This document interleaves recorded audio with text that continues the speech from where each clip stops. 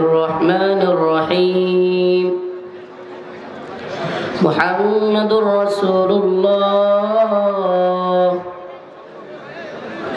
والذين معه أشداء على الكفار رحماء بينهم صدق الله مولانا العظيم وصدق رسوله النبي الكريم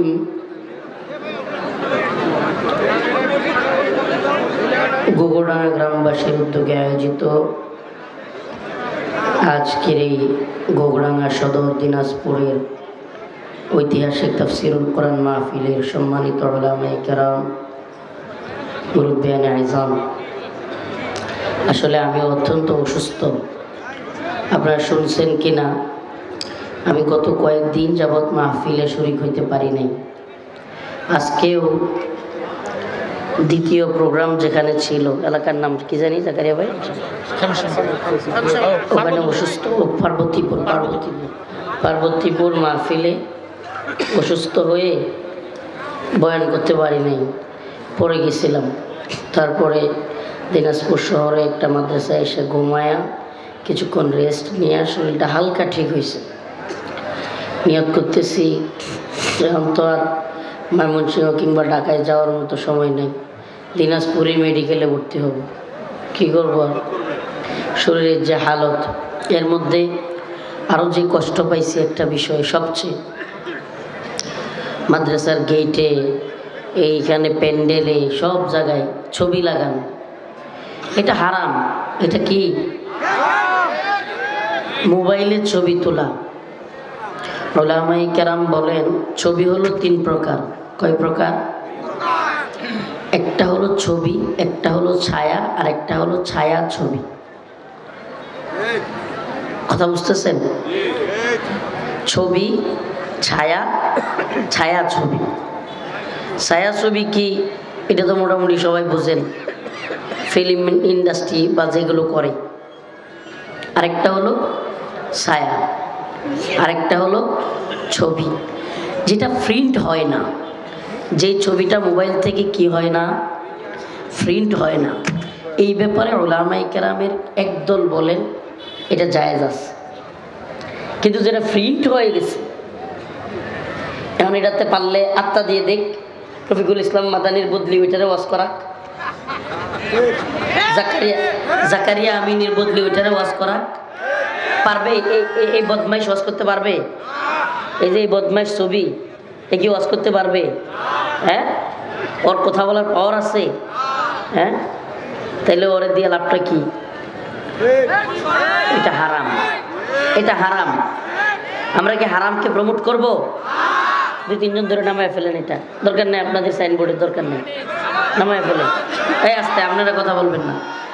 আমরা একটা সুন্নাহকে প্রমোট করলাম, বিদআতকে নামায় দিলাম।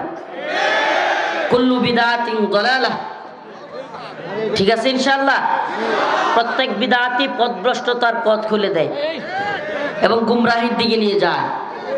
ঠিক আছে ইনশাআল্লাহ?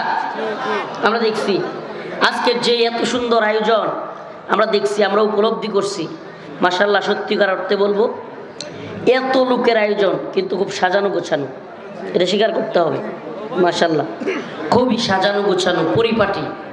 এবং আমি ওই যে একটা ছোট্ট জায়গা দেখছেন আসার জন্য মানুষ, আপনারা তাকায়েন না, এখন দেখছেন এই জায়গাটা বাঙালি মুসলমান এখনো ফাঁকা রাখছে। এটাই একটা মানে পরিপাটি যে গোছানো, যে এটাই আলামত। এখনো ফাঁকা আছে। এই যেদিকে আসলাম, বাঁশ দিয়ে ওরা একটা বেড়া দিছে সুন্দরভাবে, এটাও একটা সুন্দর হয়েছে।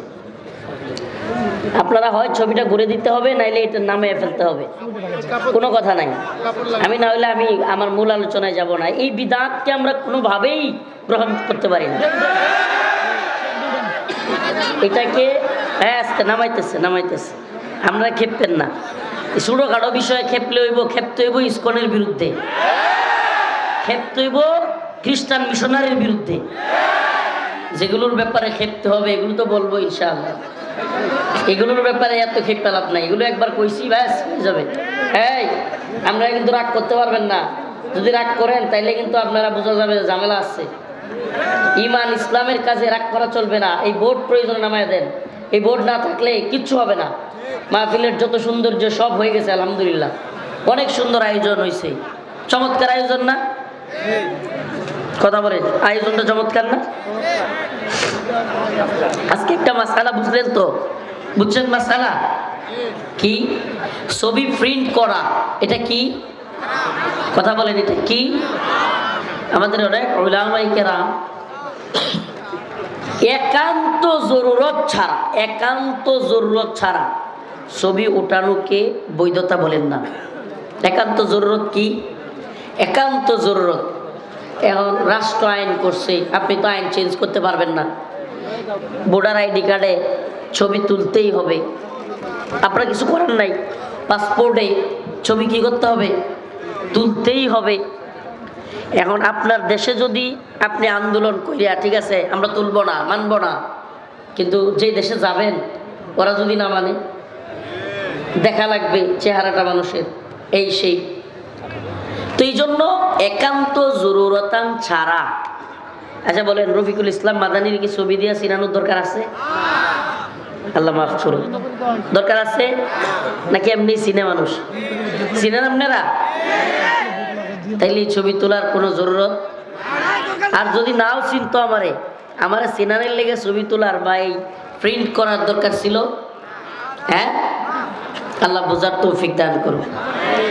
আল্লাহর জন্য কাউরে নারাজ করলে এই নারাজে কোনো কিছু লাগাইছেন তো এটা এই নেন, আমি তোরে খুইলাম, গরম লাগতেছে।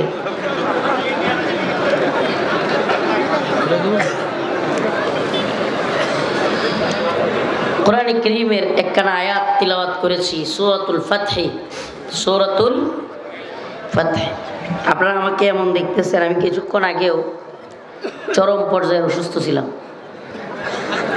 এই প্রোগ্রামে আসতে পারবো কি পারবো না এটা নিয়ে সংশয় ছিল। আপনারা তো এত সুন্দর সাজানো গোছানো প্রোগ্রাম ভাঙচুর করা শুরু করতেন। কমিটিরে বলতেন যে কমিটি হলো চিটিং, এরা দাওয়াত দেয় না, এই যে কয় ভুয়া শিখছে। কিন্তু শরীরের হালত এমন, কয়েকদিন ধরে বাবা সবাই দোয়া করবেন আমার জন্য, মাথা ঘোরায় প্রায় মানে রগ খিস্তে থাকে, শরীর এমন খারাপ লাগে, খুব ভয়াবহ অবস্থা। তো এই জন্য খাস করে দোয়া করবেন।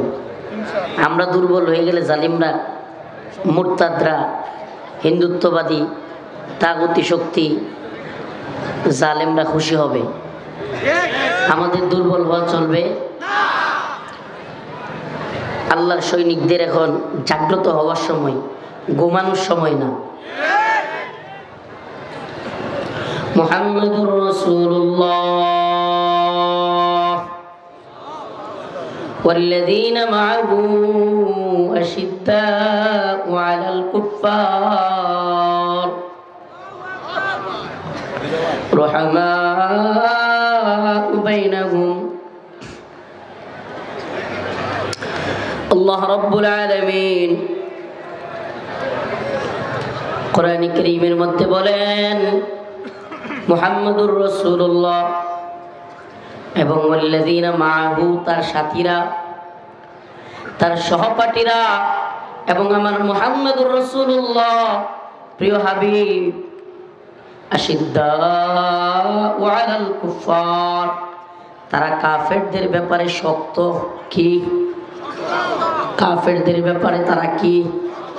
নমনীয়, দুর্বল নাকি শক্তিশালী?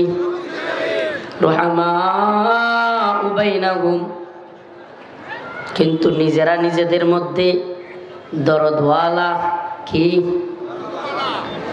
আমরা নিজেরা নিজেদের মধ্যে দরদের কোনো কমতি নাই, ঘাটতি নাই। কিন্তু যদি ইসকন হুমকি দিয়া আমাদের ভাই সাইফুল ইসলাম আলিফকে হত্যা করে, তাইলে এদের ব্যাপারে কিন্তু কোনো ছাড় নাই। আমরা যেমন মাথায় হাত বুলাইতে জানি, নরম ভাষায় বলতে জানি, দাওয়াতের ভাষা জানি, তেমনিভাবে ইবাদত এবং জিহাদের ভাষাও জানি। আমাদের ভূমিকা হইল ডাক্তারের মতো। কিসের মতো? ডাক্তারের ভূমিকা কি জানেন না? রুগী অনেক বেশি অসুস্থ হয়ে হসপিটালে পড়ে আছে, গিয়া সালাম দিবে সুন্দরভাবে, আসসালামু আলাইকুম, কেমন আছেন ভাই, মুস্কি হাসি দিবে। একটা রুগীকে যখন ডাক্তার এসে এরকম সুন্দরভাবে সালাম দেয়, কেমন আছেন, শরীরটা কেমন, রুগীটার মনটা ভালো হয়ে যায়। কিন্তু সেই ডাক্তারই যখন দেখে এই রুগীর মাথায় ক্যান্সার, গলায় ক্যান্সার, কিংবা পেটের ভিতরে কোনো সমস্যা হয়েছে, অপারেশন করতে হবে, সেই ডাক্তারই চুরি কাছে নিয়ে তাকে অপারেশনের জন্য রেডি হয়ে যায়। কথা ঠিক? কথা সত্য? আমাদের ভূমিকাটাও এটা। আমরা মাথায় হাত দিতে জানি, আমরা বুঝাইতে জানি, দাওয়াতের ভাষা জানি, কিন্তু যদি বেশি তেরামি করে, অপারেশনের প্রয়োজন হয়, তাইলে আমরা অপারেশনও করতে জানি। রাজি আছেন ইনশাআল্লাহ? হিন্দুত্ববাদী ইসকনকে এখন অপারেশনের সময় আসছে। অপারেশন ইসকনকে এখন আর দাওয়াতের ভাষায় বুঝাইলে হবে, এদেরকে এখন তরবারির ভাষায় বুঝাইতে হবে। কিসের ভাষা? তরবারির ভাষায় বুঝাইতে হবে। এরা মনে করেছে মুসলমান দুর্বল, এরা মনে করেছে ইন্ডিয়ার দাদারা তাদেরকে দেশ দখল করে দিবে আর তারা শাসন করবে। এরা ভারতে বসে বসে মিছিল করে, রংপুর আমাদের, চট্টগ্রাম আমাদের, কুমিল্লা আমাদের, ফেনী আমাদের। আমরাও বলি আসসিনু লানা ওয়াল আরাবু লানা ওয়াল হিন্দু লানা ওয়াল কুল্লু লানা। ওই চীন আমাদের, ওই আরব আমাদের, ওই ভারত আমাদের। তোরা তো জেলা কোষ, আমরা কই পুরা ভারত আমাদের। হিন্দুস্তান মোহাম্মদ বিন কাসেম 17 বছর বয়সে, সুবহানাল্লাহি ওয়া বিহামদিহি, পুরো হিন্দুস্তান বিজয় করেছেন। এই হিন্দুত্ববাদী শাসকরা মোহাম্মদ বিন কাসিমের কথা শুই নাই, প্যান্ট পায়জামা ঢিলা হয়ে গেছিল। মুসলমানদের ইমানের পাওয়ার এমন, এদের কামান বেশি থাকতে পারে, বিমান বেশি থাকতে পারে, মিসাইল বেশি থাকতে পারে, ড্রোন বেশি থাকতে পারে, সেনাবাহিনী বেশি থাকতে পারে, কিন্তু মুমিনের যেটা আছে এটা হলো ইমানি পাওয়ার। মুমিন মরতে জানে, ভয় পায় না। মুমিন জানে ওই বন্দুকের গুলি, মিসাইল থেকে আসা ছুড়ে দেওয়া বোমা, এগুলো আমাকে এই দুনিয়ার এই ক্ষণস্থায়ী কষ্টের জিন্দেগি থেকে জান্নাতে নিয়ে যেতে পারে। তাইলে বন্দুকের নলায় তোদের জন্য রয়েছে আগুন, জাহান্নাম, আর আমাদের জন্য বন্দুকের নলায় রয়েছে জান্নাত। সুবহানাল্লাহ। কথা বুঝতেছেন? রাসূলুল্লাহ সাল্লাল্লাহু আলাইহি সাল্লামের সাহাবায়ে কেরামের ইতিহাস বলি। এমনি শরীরে শক্তি না, একটু আওয়াজ দেন, সাউন্ড দেন। রাসূলুল্লাহ সাল্লাল্লাহু আলাইহি সাল্লামের সাহাবায়ে কেরামদের ইতিহাস বলি। তারা ব্যক্তিগত জীবনে কিরকম ছিলেন, কিন্তু দ্বীনের প্রশ্নে তারা কত বেশি কঠোর ছিলেন বলবো? হযরতে ওমর রাদিয়াল্লাহু আনহু, হযরতে ওমর, যার ব্যাপারে রাসূল বলতেন আনা খাতামুন নবী লা নবিয়্যা বাদি, আমি শেষ নবী, আমার পরে আর কোন নবী আসবে। আমাদের রাসূল কি সন্দেহ আছে? সন্দেহ থাকলে ঈমান থাকবে? কাদিয়ানীরা কি কাফের না মুসলমান? কাদিয়ানীরা কাফের। শেখ হাসিনা ঘোষণা দিলেও কাফের, ইউনূস সাহেব ঘোষণা দিলেও কাফের, ঘোষণা না দিলেও কাফের। কথা কয় না? রাষ্ট্র সরকার ঘোষণা দিল কি দিল না, এই জন্য কি কাদিয়ানীরা মুসলমান হয়ে যাবে? হ্যাঁ। আর আমাদের কিছু অবুঝ সরল মনা লোকেরা বলে যে তারাও দেশে থাকুক, এতে সমস্যা নাই, কিন্তু কাফের ঘোষণা করতে হবে। আমি বলি এই ফতোয়া আপনি পাইছেন কোথায়? আসলি কাফের আর জিন্দিক কাফের দুইটার মধ্যে পার্থক্য আছে। আসলি কাফের যারা হিন্দু, বৌদ্ধ, খ্রিস্টান, ইহুদি বা অন্যান্য ধর্মাবলম্বী, এরা যদি জিজিয়া দেয়, জিজিয়া আইয়াদিউহুম সাগিরুন, নতজানু হয়ে জিজিয়া দেয়, এরা মুসলমানদের ভূমিতে নিরাপত্তা পাবে। কিসের বিনিময়ে? জিজিয়ার বিনিময়ে। কিন্তু ভাই জিন্দিক যেগুলো, মুরতাদ যেগুলো, এগুলো কিন্তু কোনো ধরনের আমানত পাবে না, আমান পাবে না। এটা জানেন? এই ফতোয়াটা অনেকে জানে না। এই জন্য কাদিয়ানীদের কোনো আমান নাই। কাদিয়ানীদের কি নাই? জিজিয়া দিলেও এদের আমল নাই। এই জিন্দিকদের শাস্তি দুইটা, হয় তওবা করবি নাইলে কল্লা ফেলে দেওয়া হবে। এটা ইসলামী শরিয়ার শাসন। হয় তওবা মুসলমান নবী, নাইলে সাইজ করে দেওয়া হবে। এটা ইসলামী শরিয়া আর ফতোয়া। প্রিয় হাজিরিন, জিন্দিকদের শাস্তি বললাম। তো ওমর রাদিয়াল্লাহু আনহুর ব্যাপারে রাসূলুল্লাহ সাল্লাল্লাহু আলাইহি ওয়াসাল্লাম বলেছেন, লাউ কানা বাদি নাবিয়্যান লাকানা ওমর, যে আমার পরে কেউ যদি নবী হইতো, সুবহানাল্লাহ, আমার পরে নবী হওয়ার আর কোনো সম্ভাবনা নেই। যদি নবী হইতো আমার পরে, তাহলে কে হইতো? সেই হযরত ওমর, সুবহানাল্লাহ। সেই ওমর অর্ধ জাহানের বাদশাহ, অর্ধ জাহানের, সুবহানাল্লাহ, খলিফাতুল মুসলিমিন, খলিফাতুল মুসলিমিন, না ওয়ার্ডের মেম্বার, ইউনিয়নের চেয়ারম্যান, উপজেলা, খলিফাতুল মুসলিমিন, পুরা মুসলিম উম্মার তিনি কি শাসক, আমির। সে অবস্থায় মসজিদে খুতবা দিচ্ছেন, কি করতেছেন? এমন সময় হঠাৎ করে এক বেদুইন দাঁড়ায় গেছে, সাধারণ নাগরিক দাঁড়ায় গেছে। তারা বলছে, ওমর, ইয়া ওমর, বাইতুল মাল থেকে সবাইকে একটা একটা করে জামা দেওয়া হয়েছে, তোমার গায়ে জামা দুইটা কেন? হাই হাই, কল্পনা করতে পারেন কি কয়? ওমর, বাইতুল মাল থেকে প্রত্যেককে জামা দেওয়া হয়েছে, কয়টা কাপড়, কয়টা দেওয়া হয়েছে? তোমার গায়ে দুইটা কাপড় কেন? বলেন তো, আমনগর এলাকার চেয়ারম্যান সাহেবরেও যদি 100 মানুষের সামনে কাপড় নিয়ে কেউ কইতো, আপনার গায়ে এত ভালো ভালো কাপড় কে? 2 দিন পরে ওরা হাড্ডি উড্ডি একসাথে পাওয়া যেত, হ্যাঁ, গুম করে লাগতো। করতো কি করতো না? অথচ হযরত ওমর কি খলিফাতুল মুসলিমিন, তিনি তাকে ধমক দেন নাই, মারেন নাই, হুমকি দেন নাই। তিনি বললেন, বেটা আব্দুল্লাহ দাঁড়াও। ওনার ছেলে আব্দুল্লাহকে বললেন, দাঁড়াও, জবাব দাও। আব্দুল্লাহ ইবনে ওমর দাঁড়ায়া বললেন, হে আমার ভাই, আমার বাবার গায়েও জামা একটাই ছিল, কিন্তু আমার পরনের যে জামাটা, আমার ভাগে যেটা ছিল, আমি সেইটা আমার বাবাকে দিয়ে দিছি। সুবহানাল্লাহ। ব্যক্তিগত আক্রমণের প্রতি তাদের অবস্থান দেখেন। নিজেকে আক্রমণ করা হয়েছে, তিনি হুমকি দেন নাই, ধমকি দেন নাই, মেরে ফেলতে বলেন নাই। আচ্ছা, তিনি বললে তাকে পিটানো হইতো কি হইতো না? তিনি চাইলে তাকে মেরে ফেলতে পারতেন কি পারতেন না? কিছু করেননি। এবার আসুন, একটা ইসলামিক বিষয়ে রাসূলুল্লাহ সাল্লাল্লাহু আলাইহি সাল্লামকে অপমান করার বিষয়ে ওনার অবস্থানটা দেখি। 2 লোক বিচার নিয়ে গেছে হযরত আবু বকর রাদিয়াল্লাহু আনহুর কাছে। হযরত আবু বকর 2 জনের কথাবার্তা শুনে ফয়সালা দিয়েছেন ইহুদি বেটার পক্ষে। একজন ছিল ইহুদি, আরেকজন ছিল নামদারি মুসলমান। রায় কার পক্ষে গেছে? ইহুদির পক্ষে। এবার ওই ইহুদি খুশি হয়েছে।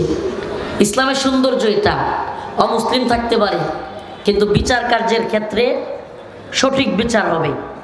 রায় অমুসলিমের পক্ষে গেলেও কিছু করার নেই। আপনারা বলবেন, হুজুর এইভাবে বয়ান করতেছে। আমার আসলে এই যে ভাইয়েরা ওই মাহফিলে গেছিল এরা জানে, আমি জোরে কথা বলতে পারি না, এই জায়গাগুলোতে ব্যথা পাই। টান দিলে এই রগের পিছন দিকে টানে, মাথা ঘুরে পড়ে যায়। বুঝতেছেন না তো? যতটুকু পারতেছি সময় দিচ্ছি আপনাদেরকে, মূল কথাগুলো বলে যাই। তো খলিফাতুল মুসলিমিন হযরতে ওমর কি করলেন? নিজের প্রতি আক্রমণ আসলো, তিনি কিছুই করলেন না। কিন্তু যখন হযরতে আবু বকরের বিচার ওই নামদারি মুসলমান মানে নাই, কি করে নাই? আমি কি কথা বুঝাইতে পারতেছি? 2 লোক বিচার নিয়ে গেছে। কয় লোক? এদের মধ্যে একজন ইহুদি, আরেকজন নামদারি বিচার কার পক্ষে গেছে? হযরত আবু বকরের, ইহুদির পক্ষে। এখন নামদারিটা কয় আমি এই বিচার মানি না, চলো মুহাম্মদের কাছে যাই সাল্লাল্লাহু আলাইহি ওয়াসাল্লাম। ঠিক আছে চলো, রাসূলুল্লাহ সাল্লাল্লাহু আলাইহি ওয়াসাল্লামের কাছে আসছে, ওখানেও বিচার ওই ইহুদির পক্ষে। সুবহানাল্লাহ, সঠিক বিচার। ওই নামদারি মুসলমান কয় আমি এই বিচারও মানি না, নাউজুবিল্লাহ। তো এখন কি হবে? কয় হযরত উমরের কাছে যাব। কোথায় যাব? ইহুদি বলল ঠিক আছে চলো উমরের কাছে। গেছে বিচার নিয়ে উমরের কাছে। উমর রাদিয়াল্লাহু আনহু ঘটনাটা শুনলেন। শোনার পর ওই ইহুদি বলতে লাগলো যে ওমর, আপনার কাছে আসার আগে আমরা এই বিচার নিয়ে হযরত আবু বকর এবং মুহাম্মদুর রাসূলুল্লাহর কাছে গিয়েছিলাম। বলো কি সত্যি? হ্যাঁ, মুহাম্মদুর রাসূলুল্লাহর বিচার মানে নাই? নামদারি মুসলমান কয় না, আমি তোমার বিচার মানবো। আমারটা মানবা? কোথায় একটু অপেক্ষা করো। ঘরে গেলেন, যায় নাঙ্গা তরবারি নিয়ে আসলেন। আয়েশা কল্লার মধ্যে কূপ দিয়া বললেন, বদমাশ, আমার বিচার মানবি? এই নিয়ে তোর কল্লা ফেলাই দিলাম, এটাই বিচার। সুবহানাল্লাহ। কেন? যে আমার রসুলের বিরুদ্ধাচরণ করে, যে আমার রসুলের বিচার ব্যবস্থার বিরুদ্ধে যায়, তার বাইচা থাকার অধিকার নাই। এ মুসলিম নাই, হলো মুনাফিক। দুইটা ইস্যু আপনাদের সামনে উপস্থিত করলাম। দুইটা বিষয়ই আপনারা লক্ষ্য করলেন। একটা সময় ব্যক্তি পর্যায়ে ওমর খলিফাতুল মুসলিমিন উমর রাদিয়াল্লাহু আনহু, তাকে ব্যক্তিগতভাবে পোশাক পরনের কাপড় নিয়ে খোঁটা দেওয়া হলো, জামা নিয়ে তির্যক মন্তব্য করা হলো, কটু কথা বলা হলো। আক্রমণ করেন নাই, হুমকি ধমকি দেন নাই, তার ছেলেকে দাঁড় করায় জবাব দেয়ালেন। আরেকটা সময় রাসূলুল্লাহ সাল্লাল্লাহু আলাইহি সাল্লামের বিচার মানে নাই, সহ্য করলেন না, কল্লা ফেলে দিলেন। ঘটনার সামনের দিকে যাচ্ছি না, হইচই পড়ে গেল সব দিকে কল্লা ফেলে দেওয়ার পর। তখন কিসাসের আয়াত নাজিল হয়ে গেছে। হাই হাই কি হবে? উমর মুসলমান মেরে ফেলছে। উমর কি করছে? মুসলমান মেরে ফেলছে। এখন তো উমর কেউ মেরে ফেলা হবে। হাই হাই, সবার মধ্যে আতঙ্ক। যাক, ওই দিকে গেলাম না। আল্লাহ পাক আয়াত নাজিল করলেন। কি করলেন? সুবহানাল্লাহ। আল্লাহ পাক আয়াত নাজিল করলেন। আয়াত নাজিল করে জানায়া দিলেন যে আমার রসুলের বিচার মানে না, আল্লাহ এবং তার রাসূলের হুকুম মানে না, বিচার মানে না, সে মুমিন নয়। সুবহানাল্লাহ। সে কি নয়? তার মানে আল্লাহ দলিল দিলেন, আল্লাহ ফতোয়া দিলেন, উমর যারে মারছে মুমিনই না। সুবহানাল্লাহ। তো মুমিন রে মারলে না হইল গিয়া কিসাস। হ্যাঁ, মুমিন রে মারলে কিসাস। এখন ইসকনের যে বদমাইশগুলো আমার ভাই সাইফুল আলী ফিনরি, সাইফুল ইসলাম কি কয় আলিফ, ওরে ওনারে কুপাইছে, ওগুলোর যদি গিয়ে আমিও কুপাই তাহলে কিসাস আছে না? বরং এটা আরো ভালো উত্তম কিসাস হয়ে যাবে। মুসলমান আমরা খুব নরম থাকবো, ভাইদের ব্যাপারে সালাম দিব, নিজেকে কষ্ট দিলেও মাইনা নিব। কিন্তু আমার কোনো ভাইকে কুপায় মাইরা ফেলবে, তখন আমার আচরণ এমন হবে। আমরা সত্যি কথা বলি, ওই বদমাশগুলোরে আমি পাইলে আমি কুপাইতে পারবো সোজা, আমি কুপাইতে পারবো। একজন দিনে দুপুরে রাষ্ট্রীয় একজন উকিলকে কোর্ট চত্বরে ফেসবুকে ঘোষণা দিয়ে এরা কুপে হত্যা করছে। কত বড় নৃশংস এরা! এই নৃশংসরা এরা কোনো মানুষ হইতে পারে না, এরা জানোয়ারের চাইতেও অদম। জানোয়ারে কুপাইলে শরীরে লাগবে? এই জন্য বলি মুসলমান, দ্বীনের ব্যাপারে, ঈমানের ব্যাপারে রাসূলুল্লাহ সাল্লাল্লাহু আলাইহি সাল্লামের প্রশ্নে কোনো আপোষ করা যাবে? নিজের ব্যাপারে আপোষ করেন, নিজের ব্যাপারে মাইনা নেন, নিজেকে কষ্ট দিলে মাফ করে দেন, কিন্তু রাসূলকে কেউ কষ্ট দিবে মাফ করা যাবে? হযরত আবু বকর রাদিয়াল্লাহু আনহু যার ব্যাপারে আমরা কি শুনেছি, সকল ইমামরা খতিবরা খুতবার মধ্যে কি পড়ে, আর হাম উম্মতি বি উম্মতি আবু বকর। একজন নরম মানুষ, রহম দিলওয়ালা মানুষ, কত নরম, হ্যাঁ। কিন্তু রাসূলুল্লাহ সাল্লাল্লাহু আলাইহি সাল্লামের ওফাতের পরে একদল লোক যাকাত অস্বীকার করে বসলো। কি করে বসলো? যাকাত দিবে না। হযরত আবু বকর তাদের বিরুদ্ধে যুদ্ধ ঘোষণা করলেন, যুদ্ধ। হযরত ওমর ওয়াশাদ্দুহুম ফি আমরিল্লাহি ওমর, যার ব্যাপারে বলা হয় শক্ত কঠিন মানুষ, তিনি পর্যন্ত আয়েশা বুঝাইলেন আবু বকর। হযরত আবু বকরকে বললেন, এখন রাসূল সাল্লাল্লাহু আলাইহি সাল্লাম চলে গিয়েছেন, সব দিকে মানুষ ইসলাম থেকে মুরতাদ হয়ে যাচ্ছে, অনেক মানুষ। এখন দয়া করে যারা যাকাত অস্বীকার করতেছে আপাতত যুদ্ধ ঘোষণা করিয়েন না।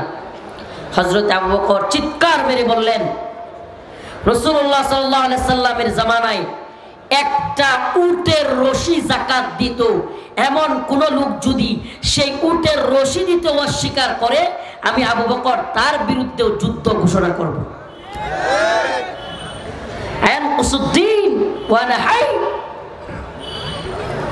দ্বীনের মধ্যে ঘাটতি হবে আর আবু বকরের এক বিন্দু রক্ত থাকবে, এটা হতে পারে না। কল্পনা করতে পারেন তারা কত কঠোর ছিলেন, ব্যক্তিগতভাবে তারা কত দরদি ছিলেন, মায়াবী ছিলেন। কিন্তু যখনই ইসলামের প্রতি, রসুলের প্রতি, কোরআনের বিধানের প্রতি আঘাত আসতো, তারা কি হয়ে যেতেন?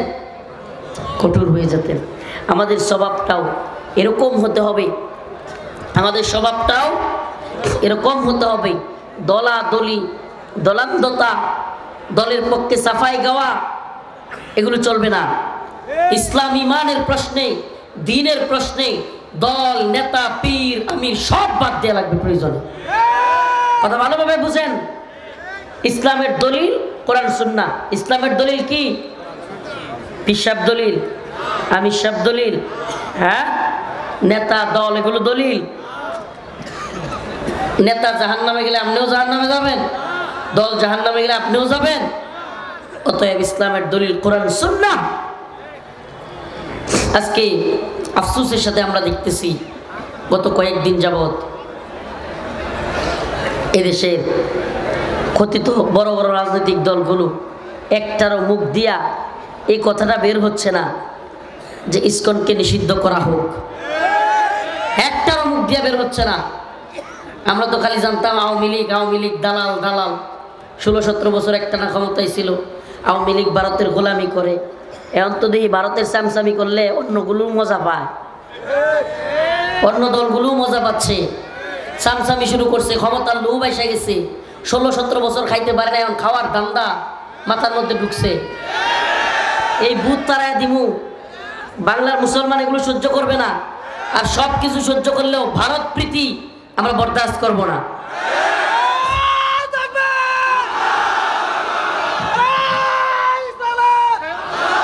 কি সর্বনাশ শুরু হয়ে গেছে, কি সর্বনাশ শুরু হয়ে গেছে। আপনারা ইসকনের মতো সন্ত্রাসী সংগঠন, এ ভাই আপনারা কি জানেন ইসকনের বিরুদ্ধে কতগুলো অভিযোগ? ইসকন এর আগেও, কিছুদিন আগে আপনারা শুনেন নাই, চট্টগ্রামে সেনাবাহিনীর উপর আক্রমণ করে নাই, মুসলমানদের দোকানপাটে আক্রমণ করে নাই। শেষমেশ কি করলো ইসকন? সম্মিলিতভাবে ফেসবুকে পোস্ট করে আমাদের এক ভাই অ্যাডভোকেট, কেমন অ্যাডভোকেট, যে কিনা সনাতন ধর্মাবলম্বী কেউ মুসলমান হলে কোর্টের মাধ্যমে ইভিডিভিট করাইতো। তার মানে টার্গেট কিলিং। তার মানে কি? Target killing. টার্গেট করে আমাদের এই ভাইকে হত্যা করেছে। এরপরেও যদি আপনাদের মুখে ইসকন নিষিদ্ধ হোক এ কথা বলতে ভয় পান, তাইলে আমাদের আর বুঝতে বাকি নাই আপনারাও ভারতের গোলাম। আপনারা এই দেশের মুসলমানদের প্রতিনিধিত্ব করেন না।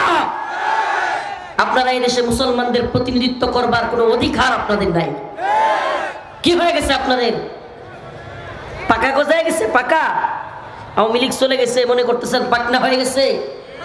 মুসলমান ইমানদার এদেশে ইসলামকে ভালোবাসে, আলেমদেরকে ভালোবাসে। খালি একবার ব্রেনটা সাফ করে দিমু যে এই দলগুলো ভারতের দালাল, দেখবেন না সাইজ হইতে বেশি সময় লাগবে না। সাইজ করতে বাঙালি মুসলমান বুঝতে দেরি হয়, কিন্তু